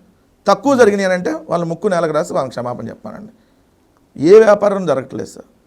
అప్పుడు 10 కోట్లు సేల్ అయితే ఈరోజు 5 కోట్లు పడిపోయినాయి. ఒక్క లెక్కర్ వ్యాపారం తప్ప. లెక్కర్ ఏంటంటే 99 రూపాయలకు మందు, మంచి బ్రాండ్లు వచ్చినాయి. సుమో అనే బ్రాండ్ తెచ్చారు, కేరళ మాల్టెడ్ విస్కీ, రకరకాల బ్రాండ్లు తీసుకొని వచ్చి తాగుడు ఒక్కడే ఉంది ఆంధ్రప్రదేశ్లో, ఇంకేం లేదు. అదొక్కటే బ్రహ్మాండంగా జరుగుతుంది వ్యాపారం. మిగిలిన వ్యాపారాలు ఎక్కడా ఏం జరగట్లా. మీరు ఎంక్వైరీ చేసి నేను చెప్పండి అన్న, ఒకవేళ నేను చెప్పింది కరెక్టో కాదో సేల్స్ రికార్డు ఉంటుంది కదా, ఏ జిల్లాలో ఎంతెంత సేల్స్ 2-3 నెలలు తీసుకోండి, లేదంటే ఒక సంక్రాంతి కనుక, లేదా పోయిన 7 నెలలు తీసుకోండి. సేమ్ 2023 జూన్ నుంచి ఇప్పుడు జనవరి దాకా తీసుకోండి. 2024 జూన్ నుంచి జనవరి ఈ 7 నెలలు. ఇప్పుడు వాళ్ళు ఉన్న 7 నెలలు అంటే మేము అధికారంలో ఉన్న సేమ్ 7 నెలలు తీసుకొని ఎంత వ్యాపారం జరిగిందో చూడండి. సో మాకెందుకు, మేము ఈరోజు రైట్ రాయల్గా సార్, రైట్ రాయల్గా ప్రజల దగ్గరికి వెళ్ళే హక్కు మాకే ఉంది. మేము ఎవరిని మోసం చేయాల. మేము నీకు ఇస్తా, కనపడిన వాళ్ళల్లా నీకు మిమ్మల్ని సింగపూర్కి తీసుకెళ్తా, మిమ్మల్ని మలేషియాకి తీసుకెళ్తా, అసలు మీకు ఒంటి నిండా 1 కేజీ బంగారం ఇస్తాం, మేమే హామీలు ఇవ్వలేదు కదా. మేము చెప్పిన హామీలను ఆల్రెడీ ప్రజలకు ఇచ్చాం. మళ్ళీ అదే ధైర్యంతో మేము ఓటు అడగడానికి వెళ్ళాం. మళ్ళీ ఈరోజు కూడా మేము చెప్పినవన్నీ చేసాం, వాళ్ళు చెప్పినవి ఒకటి చేయట్లేదని మళ్ళీ మేము ప్రజల్లోకి వెళ్ళి చెప్తాం. ప్రజలకు కూడా క్లారిటీ ఉంది కదా జరుగుతుందా లేదా అనేది. జరగట్లేదనేది వాస్తవం. వాళ్ళే చెప్తున్నారు. దీపం పథకం అన్నారు, సిలిండర్లు ఇస్తా అన్నారు, సంవత్సరానికి 3 అన్నారు. ఈ సంవత్సరం ఒకటే సిలిండరు. ఆ సిలిండర్ కూడా ముందు మీరు డబ్బులు కట్టాలంటే, కట్టినాక మీకు 45 గంటల్లో పడతాయి అంట. ఒక్క తిరుపతి జిల్లాలో 1,00,000 మందికి పడలే ఇంకా డబ్బులు. ఒక తిరుపతి జిల్లాలో 1,00,000 మందికి పడలే. ఇంకా రాష్ట్రం మొత్తం మీద 8 లక్షల మందికి పడి ఉండవు. ఇంకా 45 గంటల్లో డబ్బులు ఇస్తా అన్నాళ్ళు, 40 రోజులైనా డబ్బులు పడకపోతే ఏం చేసినట్టు, ఏ పథకాన్ని ఇచ్చేసినట్టు చెప్పండి. వీళ్ళు మాట్లాడితే మేము పెన్షన్లు అమలు చేసామండి రాగానే అంటారు. పెద్ద బూత్ అంట నేను. ఎందుకు? ఏంది పెన్షన్లు అమలు చేసింది? ఎక్కడ? మీరు ఇచ్చిన హామీ ఏంటి? 3,000 రూపాయలు ఉన్న పెన్షన్ని 4,000 చేస్తాం, ప్లస్ 50 సంవత్సరాలు దాటిన ఎస్సీ, ఎస్టీ, బీసీ, మైనార్టీలు కూడా పెన్షన్ ఇస్తాం 4,000 అన్నారు. 50 సంవత్సరాలు దాటిన ఎస్సీ, ఎస్టీ, బీసీ, మైనార్టీలు 20 లక్షల మంది ఉన్నారు. ఇది మేము అధికారంలో ఉన్నప్పుడు దిగిపోయేటప్పుడు మేము అసలు పథకాలకు ఎంత అవుతాయని క్యాలిక్యులేషన్ చేసుకుంటే, ఈ చంద్రబాబు నాయుడు ఇస్తున్న హామీలకు అసలు ఎంత అవుతాయి, ఇవన్నీ జరుగుతాయి లేదని క్యాలిక్యులేషన్ చేయడం 50 సంవత్సరాలు దాటిన వాళ్ళు 20 లక్షల మంది ఉన్నారు. మరి వాళ్ళకి ఇచ్చారా 7 నెలల్లో ఒక రోజన్న పెన్షన్? ప్లస్ జగన్మోహన్ రెడ్డి గారు లాస్ట్ 2024 జనవరి వరకు పెన్షన్లు ఇచ్చారు. ఏది కొత్తగా అప్లై చేసుకున్న వాళ్ళకి కూడా జనవరి నుంచి మార్చి వరకు 2 లక్షలు పెండింగ్ ఉన్నాయి అప్లై చేసుకున్నాలి. అంటే 60 ఇయర్స్ దాటి అప్లై చేసుకుంటారు కదా. మార్చిలో ఎలక్షన్ కోడ్ వచ్చింది, సో ఇవ్వడానికి లేదు ప్రభుత్వం. ఇప్పుడు ఆ 2 లక్షల మంది వెయిటింగ్. ప్లస్ మీరు వచ్చినాక 1,50,000 మందికి పోయినాయి, పెన్షన్లు తీసేశారు. కొత్తగా ఇప్పుడు 3.5 లక్షల మందికి తీసేస్తున్నారు. కొత్తగా ఒక పెన్షన్ కూడా ఇచ్చేటటువంటి పరిస్థితి లేదు. మరి ఏ హామీ మీరు అమలు చేశారు? ఇస్తానన్న పెన్షన్లో 66 లక్షల మంది మేము ఉన్నప్పుడు వస్తే ఇప్పుడు 1,500,000 తగ్గిపోయినాయి, ఇంకా 3.5 లక్షల కోతలకు వెళ్తూనే ఉన్నాయి, నెల నెలా తగ్గిస్తూ వెళ్తూ ఉన్నారు. మరి దాన్ని ఎట్లా ఇంప్లిమెంట్ చేసామని అంటాం. సో వీళ్ళు చేసేది ఏముండదు, పబ్లిసిటీ మాత్రం పీక్ ఉంటుంది. 2 రోజులు బట్టి జరుగుతున్నటువంటి పరిణామాలు కూటమిలో కానీ ఏపీ రాజకీయాల్లో కనుక చూస్తే వైసీపీ ఎందుకో కూటమి సర్కార్ను అస్థిరపరిచేందుకు కృషి చేస్తోంది, కుట్ర చేస్తోంది అనేటువంటిది కొంతమంది ఆరోపణ. సరే, ఇది ఆరోపణ వాస్తవం అనేటువంటిది మీ దగ్గర నుంచి నేను తెలుసుకోదలుచుకున్నాను. మేము పులివెందుల ఎమ్మెల్యే సార్, మేము ఓన్లీ పులివెందుల ఎమ్మెల్యేనే కదా వాళ్ళ దృష్టిలో. ఆఫ్టర్ ఆల్ 11 సీట్లే కదా, మేము ఎట్లా అస్థిరపరుస్తాం? మాట్లాడటానికి వాళ్ళకన్నా ఉండాలి కదా. మీకు ఆ కెపాసిటీ ఉందని మీరు నమ్ముతున్నారుగా, అస్థిరపరిచేటువంటి కుట్ర. ఒక మాట నేను చెప్తాను సార్, రెండిట్లో వాళ్ళని క్లారిఫై అడగండి. మేము పులివెందుల ఎమ్మెల్యేగానే ఉన్నామా, అసలు మేము 11 సీట్లు అసలు మేము ఆంధ్రప్రదేశ్లోనే లేవని కదా మీ భావన? మళ్ళీ మేమే అస్థిరపరుస్తున్నాం అంటారు ఏంది? మేమే వీక్గా ఉన్నామని, మీరే మేము చాలా స్ట్రాంగ్ ఉన్నాం పడేస్తున్నామని అంటే టీడీపీలో ఏదో ఒకటి క్లారిటీ ఉండి ఇదా అంటే దీన్ని కన్ఫైన్ అని మాట్లాడదాం, లేదా అదే అంటే దాన్ని కన్ఫైన్ అని మాట్లాడదాం. రెండు మీరే వాళ్ళే చెప్తే అట్లా. మేమేం వీక్ ఉన్నాం, జగన్మోహన్ రెడ్డి ఓన్లీ పులివెందుల ఎమ్మెల్యేనే, మాజీ ముఖ్యమంత్రిగా కూడా మేము గుర్తించాం అని అన్నప్పుడు మరి మేము ఎట్లా స్థిరపరుస్తాం మిమ్మల్ని? మాట్లాడుతుంది టీడీపీ ఎమ్మెల్యే అయినప్పటికీ ఉన్నట్టుండి ఈ 2 రోజుల్లో లోకేష్ని డిప్యూటీ సీఎం చేయాల్సిందే అనేటువంటి వాదన తెర మీదకి వచ్చింది వెంకటరెడ్డి గారు. మళ్ళీ ఆ వాదన డిమాండ్ చేసింది ఎవరా అంటే Pithapuram MLA Varma, ex-MLA Varma, Pithapuram ex-MLA Varma. ఏంటి అసలు ఉన్నట్టుండి ఈ వాదన తెర మీదకి రావటం వెనుక వైసీపీ బలంగా పనిచేస్తోంది అనేటువంటి ఒక ఆరోపణ ఉంది. సోషల్ మీడియాలో చూస్తే విపరీతంగా నడుస్తుంది. ఏంటి, ఏదన్నా ప్లాన్ ఏమన్నా చేశారా? వాళ్ళ ఇంటి పోరు సార్ అది, మాకెందుకు? ఇంట్లో పోరు అది, ఇంట్లో పోరు. లోకేష్ చంద్రబాబు నాయుడు ఇంట్లో పోరు, లోకేష్ని ముఖ్యమంత్రి చేయమని ఇంట్లో పోరు, అది ఇంట్లో గొడవ. ఎవరు ఇంట్లో అంటే? ఇంట్లో ఎవరుంటారు? భువనేశ్వరి గారు, లేకపోతే ఇంకెవరు ఇంట్లో ఉండాలందరూ అనుకోండి. నేను అంటే పేర్లు ఎత్తాను. చంద్రబాబు నాయుడు గారు ఇంట్లో ఎవరున్నారు? దేవాంశను వదిలేస్తే 4 పెద్దవాళ్ళు ఉన్నారు. చంద్రబాబు నాయుడు గారు, భువనేశ్వర్ గారు, బ్రాహ్మణి గారు, లోకేష్ గారు. ఇంట్లో పోరు అంటే మీ తెలుగుదేశం వాళ్ళు అడగండి ఇంట్లో పోరా కాదా అని. నేను చెప్పింది అప్పుడు రాంగా రైట్ అనేది వాళ్ళే చెప్తారు. దేనికి నేను అంత బలంగా ఎందుకు చెప్తున్నా? అసలు లోకేష్ అనే అతను రాజకీయాల్లోకి వద్దు, తెర వెనకే ఉండాలనేది మొట్టమొదటి చంద్రబాబు నాయుడు అభిప్రాయం అనేది చాలామంది తెలుగుదేశం వాళ్ళు చెప్పారు. ఇప్పుడు 2014 to 2019 మధ్యలో తెర వెనకే ఉండండి, తెర ముందుకు వద్దు అని అంటే లేదు అని చెప్పి ఎమ్మెల్సీ ఇచ్చి మంత్రి పదవి ఇచ్చారు. అంటే ఎందుకు ఆ ప్రతిపాదన? ఎందుకు ఇన్సెక్యూరిటీ ఫీలింగా? అంటే ఒకటి ఏంటంటే ఒకే ఇంట్లో 2 పవర్ సెంటర్లు ఉంటే ఎట్లా ఉంటుంది? డిస్టర్బెన్సెస్ కామన్గా ఉంటాయి. ఓకే, డిస్టర్బెన్సెస్ కామన్గా ఉంటాయి ప్రాంతీయ పార్టీలో. సో దట్టు చంద్రబాబు నాయుడు గారికి చాలా అనుభవం ఉంది కదా దీంట్లో, వెన్నుపోటు అనే అనుభవం. రేపొద్దున లోకేష్ నుంచి అది రాదని గ్యారంటీ ఏంటి? ఎందుకంటే ఈయన మామకు పొడిచాడు, రేపొద్దున తండ్రికి పొడవడానికి గ్యారంటీ ఉంది. చంద్రబాబు నాయుడు అట్లా ఆలోచిస్తాడు ఆ యాంగిల్లో. ఎందుకంటే చంద్రబాబు నాయుడు ఆ తప్పు చేసి వచ్చాడు కాబట్టి, ఓహో మనం ఇక్కడ ఇంకో పవర్ సెంటర్ని పెట్టుకుంటే ఏంటనే ఆలోచనతో అప్పుడే 2014 to 2019 మధ్య వ్యతిరేకిస్తే తప్పక ఇంట్లో పోరుతో ఎమ్మెల్సీ ఇచ్చి మంత్రి పదవి తీసుకొని వచ్చారు. ఇప్పుడు 2 వర్గాలు కదా, చంద్రబాబు నాయుడు వర్గం ఒకటి, లోకేష్ వర్గం ఒకటి ఆంధ్రప్రదేశ్లో నడుస్తుంది. చాలా సీనియర్లు మాట్లాడేది, నేను మాట్లాడేది కాదు.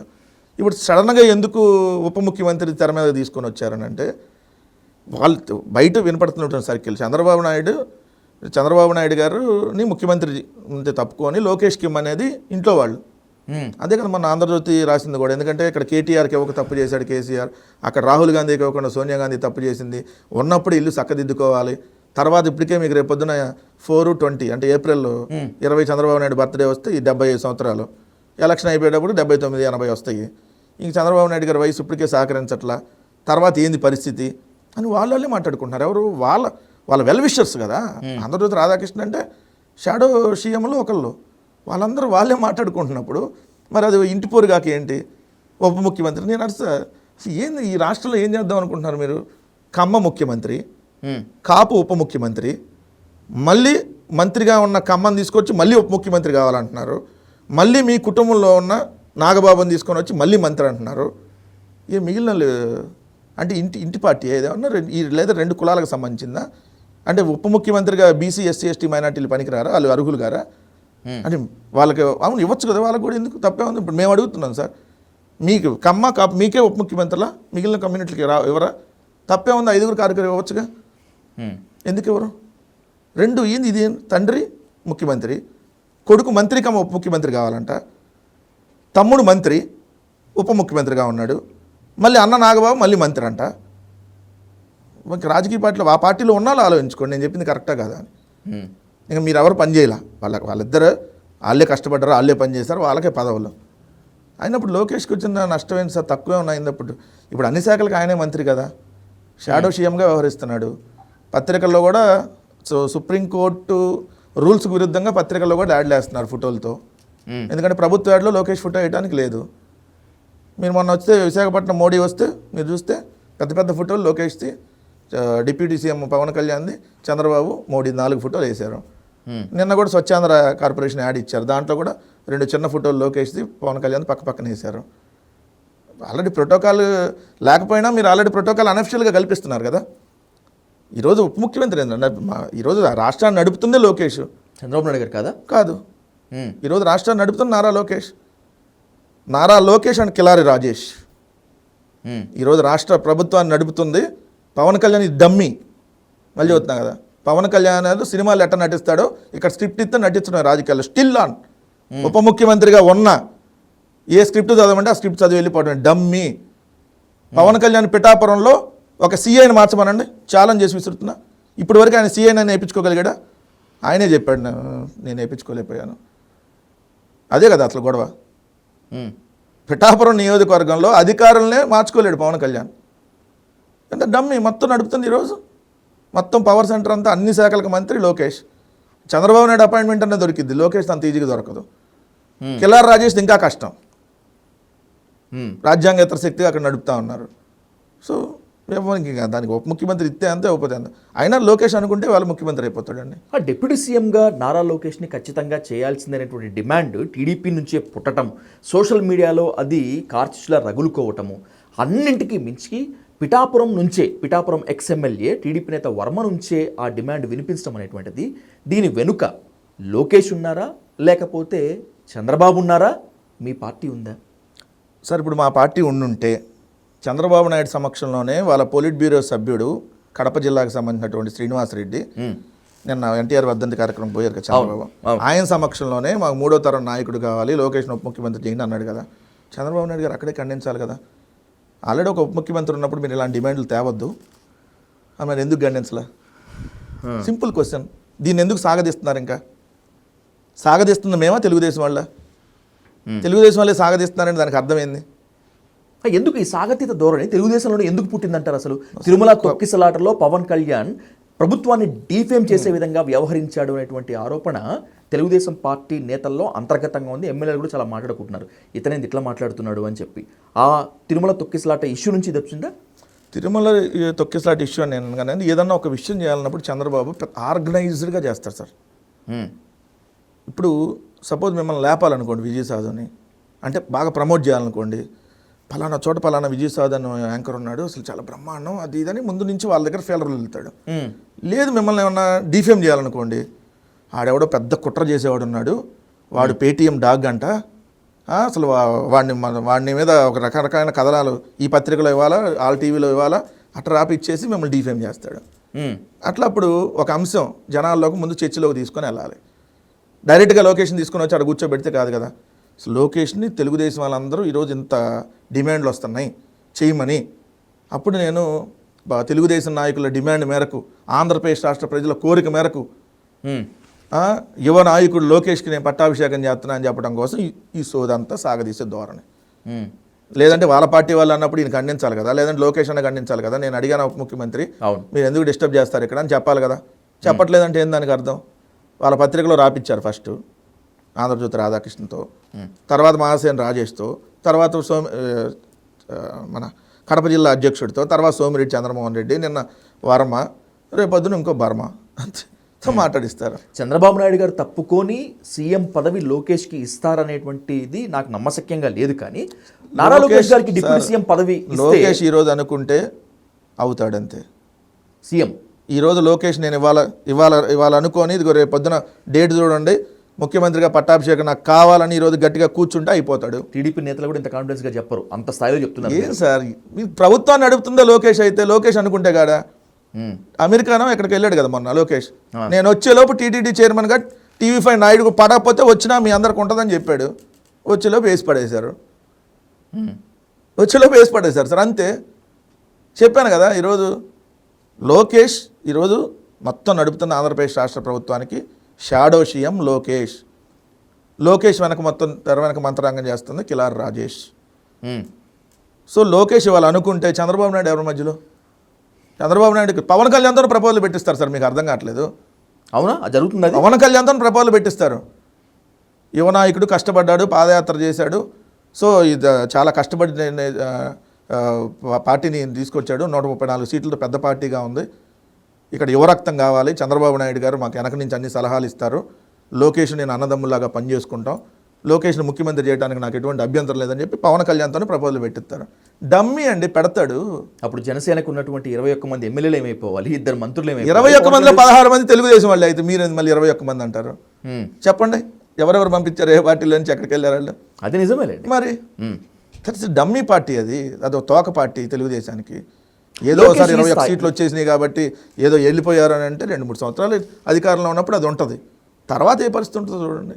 మీరు చెప్తున్నట్లు లోకేష్ షాడో సీఎంగా ఉన్నాడు కాబట్టే ఆ ప్రధాన వేదిక పైన లోకేష్ ఎందుకని నన్ను కలవటానికి నువ్వు రాలేదు, ఫ్యామిలీతో తొందరగా రా అని చెప్పి మోదీ అన్నారట. అంతే, మరి అన్నారట అనేది తెలుసు మనకి. ఈనాడు ఆంధ్రజ్యోతి రాసి మనం నమ్మాలి, ఏం చేస్తాం, వాళ్ళకి సంబంధించి. ఇప్పుడు ఇంకా నయ్యం దేవాంశని తీసుకొని రా, దేవాంశకి మన ఏదో చెస్లో ఏదో ఆడాడంట, నాకు కూడా నేర్పించు, అది కూడా అనుంటాడు మోడీ. ఏం చేస్తాను సార్, ఇప్పుడు చర్చ ఎక్కడ జరుగుతుందంటే ఎంత బాధాకరం అంటే, ఇప్పుడు తొక్కిసలాట జరిగింది తిరుమలలో, దాని మీద రాట్లా పవన్ కళ్యాణ్ సారీ దగ్గర డిస్కషన్ వస్తుంది. ఆంధ్రప్రదేశ్లో సంక్షేమ పథకాల కోసం కోట్లాది మంది ప్రజలు కళ్ళు కాయలు కాచేలాగా ఎదురు చూస్తున్నమాట వాస్తవం కదా, దాని మీద డిస్కషన్ వద్దు. పవన్ కళ్యాణ్ ఫ్యాన్స్ అను అదేంటి నారా లోకేష్ ఫ్యాన్స్ ట్విట్టర్లో తిట్టుకుంటున్నారు, ఎవరికి ఉపయోగం అండి ఇది? తిట్టుకోకపోతే కొట్టుకోండి, ఆ స్పేస్ ఉంటుంది కదా ట్విట్టర్ స్పేస్లో, అమ్మ లెక్కల బూతులు తిట్టుకోండి, ఎవరికన్నా ఉపయోగం ఉంటుంది దానివల్ల. ఆంధ్రప్రదేశ్ ఏంటి 7 నెలలుగా మీరు వచ్చిన తర్వాత ఒక్క పథకం ఇంప్లిమెంట్ కావట్లేదు, ఒక్క కొత్త స్కీము లేదు, ఉన్న స్కీములు పోయినాయి, ఒక్కడికి ఉద్యోగం వచ్చిన పరిస్థితి లేదు, ఉన్న ఉద్యోగాలు పీకేసిన పరిస్థితి. ఈరోజు రాష్ట్రంలో డిఎస్సి నోటిఫికేషన్ అంటే 7 నెలల నుంచి వాళ్ళు రోజు ఇన్స్టిట్యూట్లకు డబ్బులు కట్టుకొని, హైదరాబాద్ వచ్చో ఇంకో చోట ఇన్స్టిట్యూట్ డబ్బులు కట్టుకొని, హాస్టల్ ఫీజులు కట్టుకొని, కనీసం నోటిఫికేషన్ ఇప్పటి వరకు పడలేదు, పడిద్దని నమ్మకం కూడా లేదు. వీటి మీద చర్చ జరగనీయకుండా చెప్పట్లేదా? అమిత్ షా అదన్నాడంట, అంటే మోడీ అసలు నారా లోకేష్ని దగ్గరగా తీర్చుకొని గట్టిగా వాటేసుకొని వదులు అన్నా కూడా వదలకుండా, ఏం చేస్తున్నావు అసలు, నువ్వు రాకపోతే ఎట్లా, అందరు నా దగ్గరకు వస్తున్నారు, నువ్వు రాకపోతే ఎట్లా, ఇదే అండి చర్చ. తిరుమల లడ్డు కల్తీ అయింది అనేటువంటి ఆరోపణలతోటి సిట్ ఏర్పాటుతోటి ఉక్కిరి బిక్కిరి అయింది వైసీపీ, కాస్త డ్యామేజ్ కూడా జరిగింది. కానీ తిరుమలలో జరిగినటువంటి తొక్కిసలాట కాస్త మిమ్మల్ని బయటపడేసినట్టుగా ఉంది సార్. తొక్కిసలాట చాలా బాధాకరం. మేము వాటి మీద ఏదో రాజకీయాల్లో చేసో ఇంకోటో మేము లబ్ధి పొందాలన్న ఆలోచన మాకు ఎప్పుడూ లేదు. టు బి ఫ్రాంక్ ఇప్పటివరకు కూడా మీరు రాజకీయం చేయలేదండి. ఇష్యూ నేను ఒక్క మాట ఏం చెప్తున్నా అంటే, అది అధికారులు నిర్లక్ష్యం, అధికారులతో సహా మొత్తం ఉన్నటువంటి బోర్డు మెంబర్ల నుంచి ప్రతి ఒక్కరు రాజకీయం చేయడం వల్ల జరిగిన అంశం అంట. కానీ వైసీపీ ప్రవేశపెట్టినటువంటి వైకుంఠం ద్వారా టోకెన్లు, అలాగే ఆ ప్రక్రియ వల్ల ఇదంతా అయిందని చెప్పి ఈవో చెప్పినట్టు వస్తుంది. అసలు బోడిగుండికి మోకాలకి లింక్ పెట్టడం ఏంటి? 10 రోజుల దర్శనానికి తొక్కిసలాటికి ఏమన్నా లింక్ ఉందా? 10 రోజులు కాకపోతే 2 రోజులు దర్శనం అనుకోండి, ఓకే, దానికి తొక్కిసలాటికి లింకే ఉంటుంది. ఇప్పుడు మేము ఉన్నప్పుడు 2022వ సంవత్సరంలో ఇదే వైకుంఠ ద్వార దర్శనారా 10 రోజులు ఇదే టికెట్లు ఇచ్చి రోజుకు 10,000 మంది చొప్పున చేసాం. 2023లో కూడా చేసాం. 24 వైకుంఠ ఏకాదశి 25లోకి వచ్చింది, జనరల్గా 25 జనవరిలో వచ్చింది. సో మేము ఉన్నప్పుడు ఎట్లా అదే కౌంటర్లు మీరన్న బైరాగి మన బైరాగి మంటారే రామానాయుడు స్కూలు అయ్యే పాయింట్లు, విష్ణు నివాసం అదే పాయింట్లో మేము కూడా టికెట్లు ఇచ్చింది. కాకపోతే ఇప్పుడు ఎక్కడైనా ఇప్పుడు మీరు సహజంగా ప్రాక్టికల్గా మనం మాట్లాడుకునేటప్పుడు ఓ సినిమానే ఉంది సార్, సినిమాకి టికెట్లు ఇస్తాం, ఎప్పుడు ఇస్తారు? లైన్లో 24 గంటలు నిలబెట్టినా టికెట్లు ఇస్తాడు ఎవడన్నా బుద్ధున్నాడు? సినిమా 11 గంటలకు షో అనుకోండి, 9 గంటలకి టికెట్లు ఇచ్చేసి 10 గంటలకల్లా అవగొట్టుకోవాలి, హౌస్ఫుల్ అని పెట్టాలనుకున్నప్పుడు ఏం చేస్తారు? పబ్లిక్ వచ్చింది చూసుకొని గేట్ ఓపెన్ చేసేసి టికెట్ కౌంటర్లో మనిషి కూర్చొని 1 by 1 టికెట్లు ఇస్తూ ఉంటే పబ్లిక్ కొంత వెనక్కి వెళ్ళిపోతూ ఉంటారు, తీసుకున్న వాళ్ళు వెనక్కి వెళ్ళిపోతారు, అయిపోయిన వాళ్ళు టికెట్లు లేవంటే బయటకు వెళ్ళిపోతారు, నెక్స్ట్ షో కోసం చూస్తారు. ఇప్పుడు మీరు 120,000 మందికి టికెట్లు ఇవ్వాలని ఇక్కడ నిర్ణయించారు. 120,000 మందికి 3 రోజులకు సంబంధించిన టికెట్లు అంటే 120,000 టికెట్లకి ఎంతమంది ట్రై చేస్తారు? కనీసం డబల్ అన్న ట్రై చేస్తారు కదా, ఖచ్చితంగా ట్రై చేస్తారు. మీరేం పెట్టారు? కౌంటర్లు పెట్టారు, సేమ్ 8 కౌంటర్లు కింద పైన ఒక కౌంటర్. మేము ఉన్నప్పుడు కూడా 8 కౌంటర్లు కింద అయ్యే కౌంటర్లు. మేము ఉన్నప్పుడు ఏం చేసేవాళ్ళం? అక్కడ మొత్తం ముందు పోలీసులను పెట్టి ఎవరన్నా వచ్చినా ముందు రోజు కూడా వస్తారు టికెట్ కావాలని. రేపు టికెట్లు ఇస్తున్నామంటే ఈ రోజు వచ్చేవాళ్ళు కూడా ఉంటారు. ఈ రోజు కూడా వచ్చేవాళ్ళు ఉన్నప్పుడు ఇప్పుడు ఏమేమో మీరు ఎక్కడ ఉంటారో అక్కడ ఉండండి వెళ్ళి, ఇక్కడైతే ఎవరు ఉండటానికి లేదు, రేపు ఆ టికెట్లు ఇచ్చే టైం కంటే ఒక గంట ముందు రండి అని చెబుతాం అంతే. లేదు ఇక పబ్లిక్ని కంట్రోల్ చేయలేని పరిస్థితి ఎక్కువ మంది వచ్చేసి ఉన్నారనుకోండి, ముందు ఓపెన్ చేసేస్తాం, లైన్లో నిలబెట్టేసి ఓపెన్ చేసేసి టికెట్లు ఇచ్చేస్తాం. అంతవరకు ఇగో అయిపోయినాయి, ఇంతవరకు ఇచ్చాం, ఇదన్నీ పెడతాం. ఇప్పుడు మీకు 8 కేంద్రాలు పెట్టారన్న, 91 కౌంటర్లు పెట్టారు. కేవలం 300 మంది పోలీసులు, 91 కౌంటర్లకి 1,60,000 టికెట్లకి. అదే గేమ్ చేంజర్ సినిమాకి 1000 మంది సెక్యూరిటీ, ఓ మంత్రి వెళ్ళి పర్యవేక్షిస్తాడు, కందులు దుర్గేష్. ఏం సంబంధం ప్రైవేట్ ఫంక్షన్కి ఓ మంత్రి ఎట్లా వెళ్ళి పర్యవేక్షిస్తాడు? గేమ్ చేంజర్ అనే ప్రైవేట్ ఫంక్షన్ మొత్తం సినిమా రాజకీయ ఫంక్షన్ లాగా, ప్రభుత్వ ఫంక్షన్ లాగా చేసి పడేశారు. దాని తర్వాత చంద్రబాబు నాయుడు గారు కుప్పం వెళ్తే 2,000 మంది బందోబస్తు, ఇక్కడేమో 1,60,000 టికెట్ల కోసం 300 మంది 91 కౌంటర్లకి. రెండోది కౌంటర్లకు పొద్దున్నే కౌంటర్లోకి వదిలేశారు, 8 కేంద్రాల్లో 7 కేంద్రాల్లో కౌంటర్లోకి వదిలేసి టికెట్లు ఇవ్వట్లా. ఆ కౌంటర్లో ఉన్నాడు, మనం కాలకృత్యాలు తీర్చుకోవాలన్నా లేదు, కనీసం తినాలన్నా తాగాలన్నా మంచినీళ్ళు తాగాలన్నా బయటకు వచ్చే పరిస్థితి లేదు. ఇంకో దగ్గర అయితే అసలు పార్కులో పెట్టి తాళం వేస్తారు. పార్కులో పెట్టి తాళం వేస్తే వాడు బయటకు వెళ్ళడానికి లేదు, లోపలికి వెళ్ళడానికి లేదు. ఈ లోపు లోకల్ లీడర్లు ఎవరో జనసేన లీడరు ఒక 50 మందిని తీసుకొని వచ్చి ఆ పార్కు లోపలకి వదిలే ప్రయత్నం చేసినప్పుడు గేట్ తీశారు. అప్పుడు ఆ బయట గేట్ తీశారు అనగా వీళ్ళేమో లోపలికి వదలడానికి తీశారు, ఎవరు జనసేన లీడర్ రికమెండేషన్, వాళ్ళేమో లోపల ఉన్నాళ్ళు ఓహో టికెట్లు ఇస్తున్నారని వాళ్ళు ముందుకు వచ్చారు. తొక్కిసలాట జరిగింది. ఒక కేంద్రంలో 5 చనిపోయారు, ఇంకో విష్ణు నివాసం ఇంకో కేంద్రం దగ్గర ఒకళ్ళు చనిపోయారు, 6. తొక్కిసలాట జరిగింది 4 చోట్ల జరిగింది, 8 కేంద్రాలు తెలుసా? అవును. మరి ఇది తప్పు ఎవరిది? TTD EO, chairman, additional EO, మరి పోలీసులు, దీనికి ఒక డిపార్ట్మెంట్లు ఉంటాయి సార్. దీనికి టీటీడీ విజిలెన్స్ పనిచేయాలి, దీంట్లో టీటీడీకి సంబంధించిన ఇంజనీరింగ్ డిపార్ట్మెంటు, టీటీడీకి సంబంధించినటువంటి ఏదైతే ఈ టికెట్ ఇంటర్నెట్కి ఈ బ్యాకప్కి సంబంధించినటువంటి ఈ పవర్ అంతా, ఇవన్నీ చూసి మొత్తం ఆ డిపార్ట్మెంట్లు అందరూ కోఆర్డినేషన్తో జరిగి పోలీస్ వ్యవస్థ అందరూ ఉండి ఎట్లా వస్తారు ఏంటి ఎన్నెన్ని టికెట్లు. సార్ బుద్ధున్నాడు ఎవడని 8 కేంద్రాలు పెట్టినప్పుడు, ఇదిగో రాయలసీమ 4 జిల్లాలకు పలానా చోట, లేదు ఇదిగో ఉత్తరాంధ్రకు సంబంధించిన 3 జిల్లాల్లో పలానా కేంద్రాలు, ఇది పెడితే సింప్లిఫై అయిపోయింది కదా. తొక్కిసలాట నిజంగా బాధాకరం, 6 చనిపోయటం విషాదకరమే వెంకటరెడ్డి గారు. కానీ తిరుమలలో జరిగినటువంటి ఆ తొక్కిసలాట, వైకుంఠ దర్శనానికి సంబంధించిన తొక్కిసలాట వెనుక కుట్రకోణం ఉంది.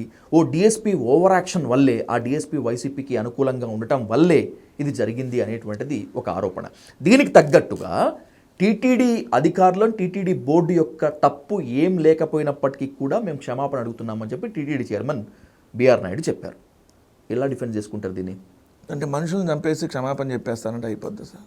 ఆయన కూడా అదే అన్నాడు, క్షమాపణ చెప్తే పోయిన ప్రాణాలు తిరిగి వస్తాయా అని చెప్పి. నేను అంటున్నాను, మనుషులను చంపేసినాక క్షమాపణ చెబితే అయిపోద్దా? దానికి బాధ్యులు వాళ్ళ మీద చర్యలు తీసుకొని మీరు కూడా సొంతంగా ఎంతో కొంత వాళ్ళకి నష్టపరిహారం చేయాలి కదా. పోయిన ప్రాణం తిరిగి రాదు, దాన్ని ఎవరు తీసుకురాలేం. సొంతంగా టీటీడీ చైర్మన్ ఏమన్నా 8 మందికి, సార్ 6 చనిపోయారు కదా, సొంత డబ్బులు ఏమన్నా ఇచ్చాడా? ఎందుకంటే నేను 1000 కోట్ల అధిపతి కదా, ఇక్కడ 1000 కోట్ల అధిపతి, మరి సొంతంగా నువ్వు వాళ్ళకి ఏమైనా చేసావా? చింతించడం కంటే చేయగలిగేది ఏంది? అసలు ముందే నాకు జరిగిద్దని తెలిసినప్పుడు కుట్రకోణం నీ దగ్గర ఉన్నప్పుడు దానికి నువ్వే కదా బాధ్యత తీసుకోవాల్సింది. అవును, ముందే జరిగిద్దని అనుకున్నా, నాకు సమాచారం ఉంది అని టీటీడీ చైర్మన్ చెబుతాడు. మళ్ళీ నేను చింతిస్తున్నా, పోయిన ప్రాణాలను తిరిగి తీసుకురాలేము అంటాడు. మళ్ళీ ఈవో నా మాట వింటలేదని నువ్వే చంద్రబాబు నాయుడు సమక్షంలో ఇద్దరు కొట్లాడతారు. ఏంది ఇది? అసలు ఏమన్నా బుద్ధి జ్ఞానం ఉందా? మీ వయసుకు తగ్గట్టన్నా బిహేవ్ చేస్తున్నారా మీరు? వయసు చాలా పెద్ద వయసులో ఉన్నాడు ఆయన, వయసుకు తగ్గట్టన్నా బిహేవ్ చేయాలి కదా. ఓ ముఖ్యమంత్రి సమక్షంలో చైర్మన్ ఈవో గొడవలాడుతుంటే ఈ 75 ఏళ్ళ రాజకీయ, సరే 75 ఏళ్ళ వయసు, 45 ఏళ్ళ రాజకీయ అనుభవం తీసుకెళ్ళాడని పెట్టుకోమనండి. ఎందుకు ఇంకా నువ్వు ముఖ్యమంత్రికి ఏడా? వాళ్ళ మీద కనీసం చర్యలు తీసుకునేటటువంటి పరిస్థితి లేనప్పుడు, సార్ A1గా టీటీడీ చైర్మన్, A2గా ఈవో శ్యామలరావు, A3గా ఎడిషనల్ ఈవో వెంకయ్య చౌదరి, ఇలా 3 మీద FIR కట్టించమండి దమ్ముంటే. వీళ్ళ 3 దీనికి బాధ్యత వహించాలి ఇన్సిడెంట్ జరిగినప్పుడు. ఇలా 3 కాకుండా మీరు అన్న ఎవరినో డిఎస్పీనో, లేదంటే ఇంకో గౌతమియో, లేదంటే ఇంకో ప్రశాంత్, ఎవరో ఒకరిని వాళ్ళని ఏదో ట్రాన్స్ఫర్లు చేసేసాం లేదా వాళ్ళ మీద వెయిట్ వేసామంటే, అంటే తప్పు చేస్తే పెద్దవాళ్ళని వదిలేసి చిన్నాళ్ళని పట్టుకుంటారా? చైర్మన్ దీనికి బాధ్యత కదా. చైర్మన్ ఈవో కొట్టుకుంటున్నారంటే ఒకరికొక కోఆర్డినేషన్ లేదు. కోఆర్డినేషన్ లేనప్పుడు మీరు ఆ పదవులను తప్పుకోవాలి నైతికంగా. అంటే మీ తప్పిదం వల్ల జరిగిందని మీరే సీఎం సమక్షంలో ఒప్పుకున్నప్పుడు చర్యలు వాళ్ళ మీద తీసుకోకుండా సారీ చెప్పమని ఒక ఆయన సినిమా నటుడు వస్తాడు, సారీ చెప్పేయండి అంటాడు. నేను ఎందుకు సారీ చెప్తాను ఆయన అంటాడు. సారీ చెబితే పోయిన వస్తాయని ఇంకో ఆయన అంటాడు. అంటే డైవర్షన్. అసలు ఎవడన్నా ముఖ్యమంత్రి ఉప ముఖ్యమంత్రి వేరు వేరు పర్యటనలో ఒకే రోజు ఒకే ప్రాంతంలో 2 గంటల వ్యవధిలో పెట్టుకుంటారన్న మీరు ఎన్ని గవర్నమెంట్లు చూశారు? ఒక చోట చనిపోయారు, అక్కడంతా పోలీసులు మళ్ళీ కౌంటర్లో టికెట్లు ఇస్తున్నారు, పోలీసులు అంతా అక్కడ ఉండాలి, ముఖ్యమంత్రి వస్తే ముఖ్యమంత్రికి భద్రతగా ఉండాలి, మళ్ళీ ముఖ్యమంత్రి 2 గంటలకు ఉప ముఖ్యమంత్రి వస్తాడు అదే ప్రాంతంలో అక్కడికే పర్యటనకి, మళ్ళీ అదే అధికారులు మళ్ళీ ఎక్కడి దగ్గరకు వచ్చి ఉండాలి. అంటే ఏంటి అదండి? డైవర్షన్ కాకపోతే జగన్మోహన్ రెడ్డి గారు వస్తున్నారు కాబట్టి ఆ రోజు మధ్యలో నువ్వు వచ్చి సారీ చెప్పి డైవర్ట్ చేయి కార్యక్రమం. మరి నేను డమ్మీ అంది అందుకనే ఇందాక చెబుతుంది. లేదంటే ముఖ్యమంత్రి ఉప ముఖ్యమంత్రి కలిసి వెళ్ళొచ్చు కదండి. జరుగుతున్నప్పుడు ఒకటే కార్యక్రమానికి 1 గంట వ్యవధిలో ఆయన వెళ్ళేదేంది, 1 గంట వ్యవధుల తర్వాత ఈయన వెళ్ళేదేంది, సమీక్షలు ఇద్దరు కలిసి చేయొచ్చు కదా. సో తిరుమల తిరుపతికి సంబంధించినటువంటి ఈ అంశం ఏదైతే తొక్కిసలాట ఉందో ఇది ఖచ్చితంగా ప్రభుత్వం అండ్ టీటీడీ ఈ రెండు బాధ్యత వహించాలి. బాధ్యత వహించాలన్నప్పుడు దాంట్లో మెయిన్ ఎవరు ఉంటారు? Chairman and EO and additional EO. ప్రభుత్వం అంటే ఇటు చంద్రబాబు నాయుడు వీళ్ళేం బాధ్యత తీసుకోరు కాబట్టి సో వాళ్ళు బాధ్యత తీసుకొని కనీసం వాళ్ళ మీద ఇప్పటివరకు ఎఫ్ఐఆర్ కట్టారా? 8వ తారీఖు ఇన్సిడెంట్ జరిగింది, ఇప్పుడు దాదాపుగా 15 రోజులు అవుతుంది. 15 రోజులకు మరి ఇప్పటి వరకు మీరు ఎవరి మీద తీసుకున్నారు, దానికి కారణం ఏమని తెలిచారు, దాని మీద ఏ ఎఫ్ఐఆర్ కట్టారు, దానిలో ఎవరిని బాధ్యతలు చేశారు, ఎవరిని విచారించారు చెప్పండి. అయిపోయింది, ఏం లేదు. ఇంకా ఇంకో కొత్త అంశం వస్తుంది. ఇప్పుడు ఈయన ఉప ముఖ్యమంత్రి అని ఆయన ఉప ముఖ్యమంత్రి అని వీళ్ళు తిట్టుకునే కార్యక్రమం వస్తుంది. మళ్ళీ 4 రోజులు పోతే ఇంకో అంశం. చంద్రబాబు నాయుడు అక్కడికి వెళ్ళి వచ్చాడు, స్నానం చేయలేదు, బస్సులో కూర్చున్నాడు, నిద్ర వస్తున్నా ఇట్లా కళ్ళు ఆర్పుతా మరి ఇన్వెస్టర్లతో సమావేశమయ్యాడు. ఇదో 4 రోజులు సొల్లు కబుర్లు. మళ్ళీ ఇంకో 4 రోజులు పోయినాక ఇంకోటి. Right, let's conclude with one important question Reddy గారు. ఇప్పటి వరకు రాజకీయం వేరు సినిమా వేరు అనుకున్నట్టుగా అనుకున్నాం, కానీ పుష్ప గేమ్ చేంజర్ సినిమా వచ్చిన తర్వాత సినిమాల్లో కూడా రాజకీయం వచ్చిందనేటువంటిది ఓపెన్ సీక్రెట్.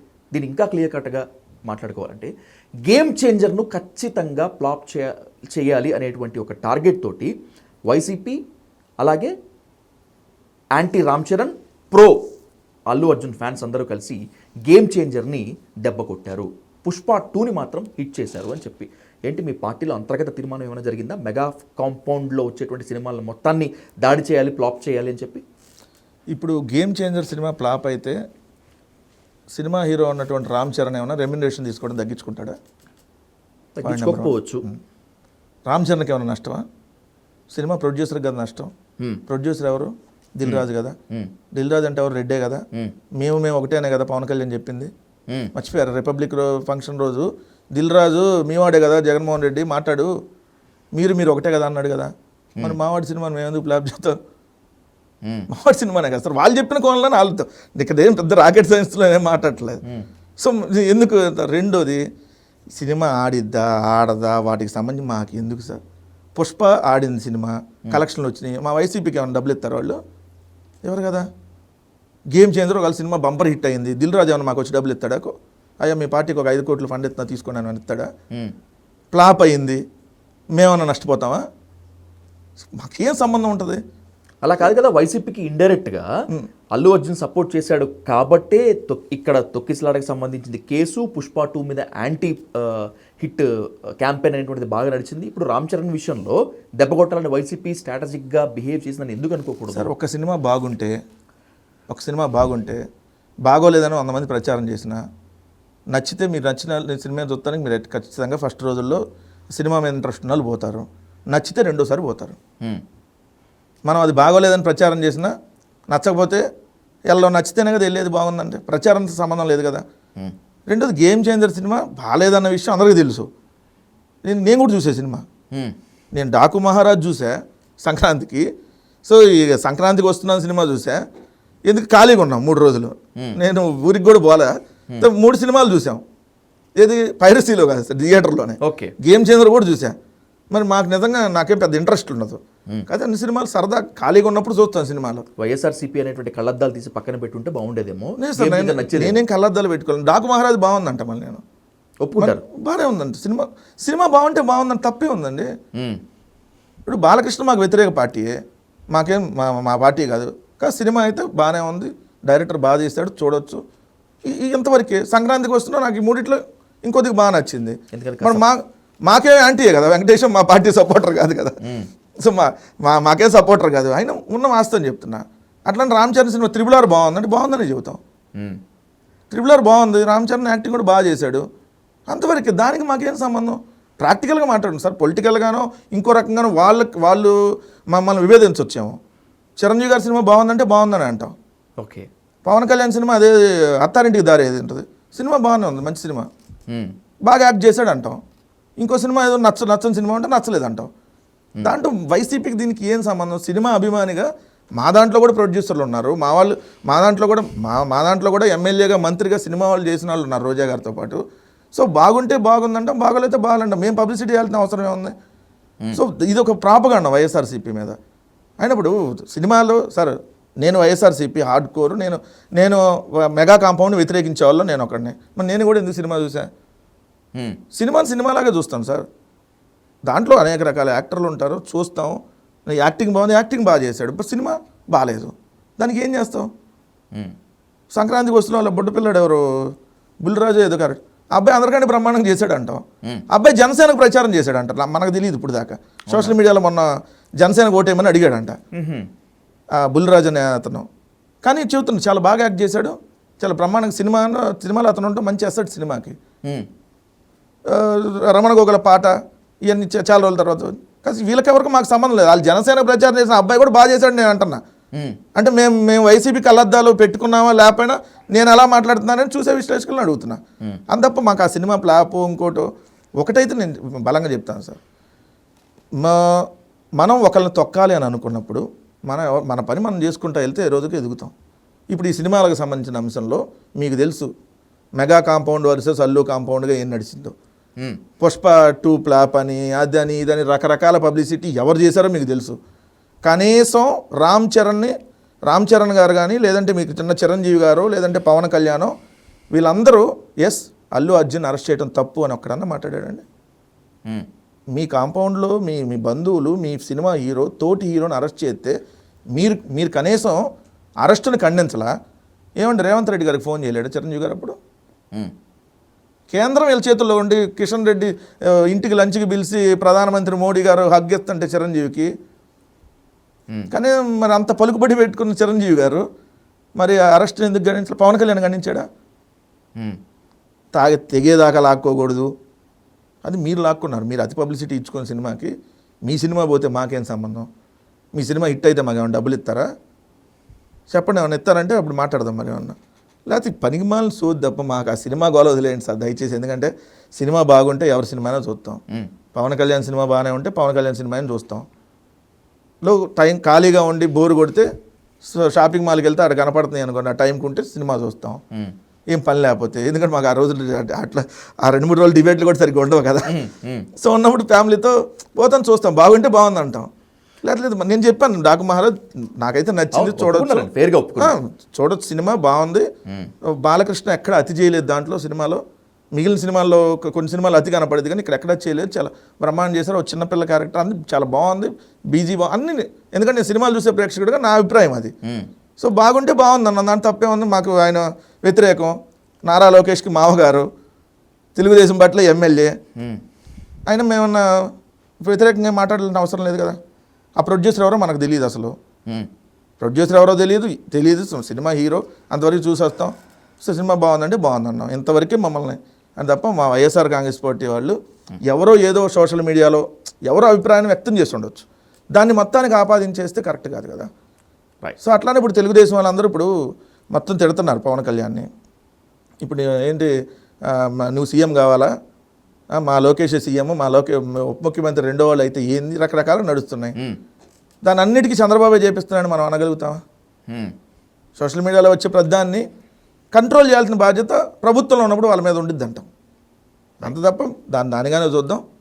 సో సినిమాలని హిట్ చేసే స్థాయి మాది కాదు, తగ్గించే స్థాయి ఆ రేంజ్ ఆ గోళ్ళు అసలు మేము లేవు. మేము ప్రజలు ఈ పథకాలు ఏంది, పాపం ఈ ప్రజలు ఇబ్బందులు పడుతున్నారు కదా, వాళ్ళ తరపున పోరాటాలు వీటి కోసమే మేము కన్ఫైన్ అయినాం. రైట్. ఏదేమైనప్పటికీ ఆంధ్రప్రదేశ్ రాజకీయము రసవత్తరంగా ఉంది, మునుముందు మరింత రసకందంగా ఉండేటువంటి ఛాన్స్ ఉంది. సంక్రాంతి తర్వాతో లేకపోతే మీ అధినేత జగన్మోహన్ రెడ్డి లండన్ నుంచి వచ్చిన తర్వాత, ప్రజలతో మమేకమైన తర్వాత, ప్రజల్లోకి వచ్చిన తర్వాత టూర్లతోటి అప్పుడు రాజకీయం ఏం మలుపు తిరుగుతుందో చూద్దాం. అప్పుడు ఖచ్చితంగా మళ్ళీ మాట్లాడదాం. Thank you so much for your interview Venkata Reddy గారు. Thank you so much.